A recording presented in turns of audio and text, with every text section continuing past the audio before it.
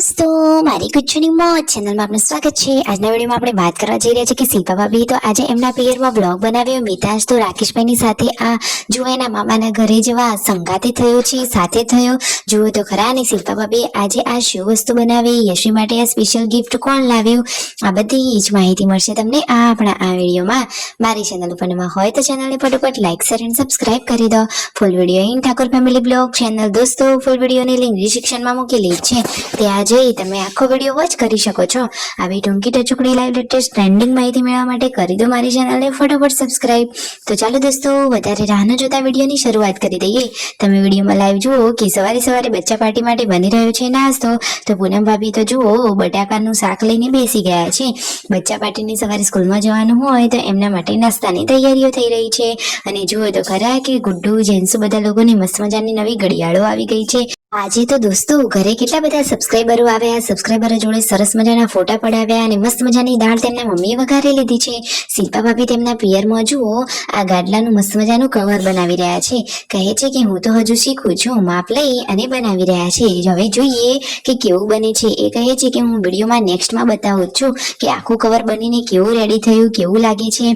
જમવાનું અહીંયા રેડી થઈ ગયું છે અને જુઓ જેન્સી તેમના પપ્પા બધા જ લોકો જમવા માટે બેસી ગયા છે।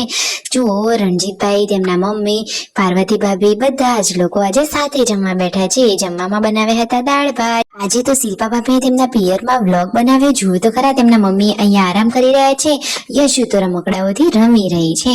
આજે તેમના પિયરનું ઘર સરસ મજાની નીચે સ્ટાઇલ નાખેલી છે અને કવરનું આ કામ અત્યારે ચાલુ છે। તો શિલ્પા ભાભી બપોરે પણ જપતા નથી, કામ કરવામાં તો એક્સપર્ટ છે ને। આ બાજુ જુઓ સાસુઓ વાસણ માંજી રહ્યા છે।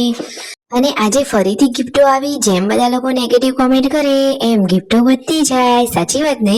એ તો તમને વિડીયો જોઈને જ ખબર પડી જતી હશે। તો ફાઇનલી ગુડ્ડુ માટે આ કલરનું બોક્સ પણ આવી ગયું અને છોટુ બેબી માટે સરસ મજાના કપડા આવ્યા છે। અને કિંજલ બેની બા આવી ગયા છે છોટુ બેબીને રમાડવા માટે, એ તો દશામાનું વ્રત કરવા આવી ગયા છે પિયરીએ।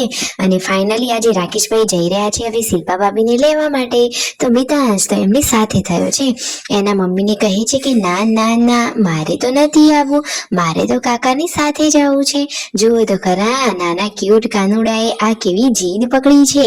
અરે શું દોસ્તો, નાના બાળકો હોય તો આવી જીદ કરે જ ને। આવું તો તમને તમારા ઘરે પણ જોવા મળી રહેતું હશે, સાચી વાત ને દોસ્તો?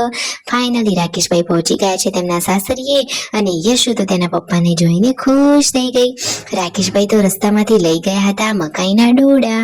તો જુઓ તો ખરા મસ્ત મજાની આ બાફેલી મકાઈ અને શેકેલી મકાઈ। તો ફાઇનલી બધા લોકોએ મકાઈ ટેસ્ટ કરી અને પછી શિલ્પા ભાભી રસોઈની તૈયારી કરી રહ્યા હતા। અને રસોઈમાં અત્યારે તેઓ બનાવી રહ્યા છે આ ટામેટા મરચાની ચટણી। શાક રોટલી તો બનાવી દીધું છે, પરંતુ એમને ચટણી ખાવાની ઈચ્છા થઈ ગઈ, તો પછી એ તો ચટણી બનાવવા માટે બેસી ગયા છે। તો ફાઇનલી હવે શિલ્પા ભાભી જવાના છે આવતીકાલે તેમના સાસરીએ। યશુ માટે લાવ્યા છે સરસ મજાના આ શૂઝ। આ શૂઝ એ નોર્મલ શૂઝ નથી, મસ્ત મજાના લાઇટિંગ વાળા। એ તો ખુશ થઈ ગઈ। સબસ્ક્રાઇબ।